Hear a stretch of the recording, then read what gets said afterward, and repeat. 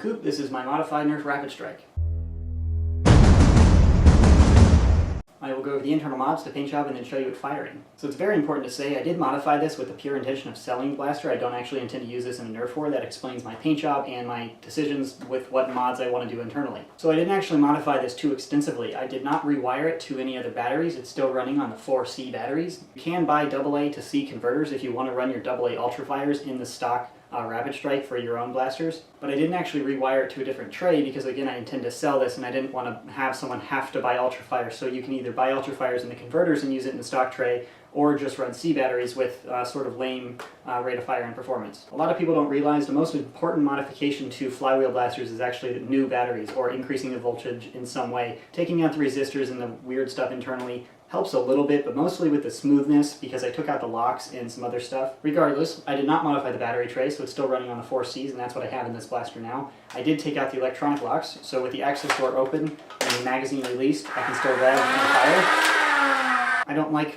locks really restricting my actions if I want to fire for whatever reason. I don't like it saying, hey, don't do that. I'm not an idiot. It's like using traction control while you're trying to drift. Not cool, because your circuit does not know your intentions. Other than the lock removal, I just re-lubricated some stuff with white lithium grease, the mechanical stuff like the trigger and stuff, but other than that I didn't actually modify anything else. But overall I'm still pretty happy with the blaster. It operates much smoother than in stock form. So that's actually all for the internals. Now I'll go over this paint job. As always, I started with a black vinyl dye primer. Vinyl dye can be purchased at most auto parts shop like AutoZone or Advanced Auto Parts, and that black is all of the black you see here. And then this really cool gray is actually an automotive paint. It's Duplicolor Perfect Match, and the item code is Dark Shadow Gray.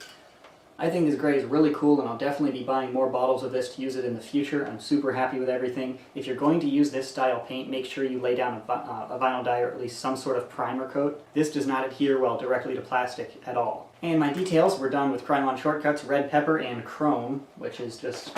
The chrome is rather small details, but the red is quite apparent. I did opt to paint many of the internals, including the access door, and some things I don't ordinarily paint. However, I did not paint these orange components and the muzzle. The muzzle first for legal reasons, and the triggers back here because I really don't like the feel of painted plastic moving. It's just sloppy, and I know some people say, well, that's weird because it looks orange. But I much prefer a solid feeling trigger compared to one that's just black. The magazine is also painted, but I taped off the top region, and I like that a lot because it's very smooth to insert it into the blaster. And I also taped off the back here so you can actually see how many darts you have, and that's only in the back. The rest of the magazine is painted, and I did that because in my review I mentioned other opponents being able to see how many darts you have, but in this way I can sort of glance down and see exactly how many darts I have left, with the exception of like 2 or 3 since you can't see in there. But this also prohibits my enemies or anyone around me, except if they're behind me, and if they're behind me I have other problems, obviously. Now I'll show you it firing.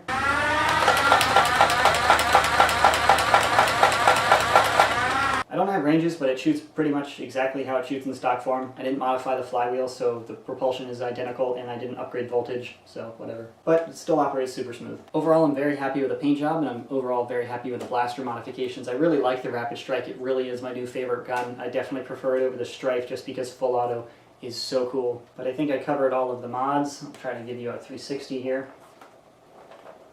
Pretty cool paint job. I like these colors a lot.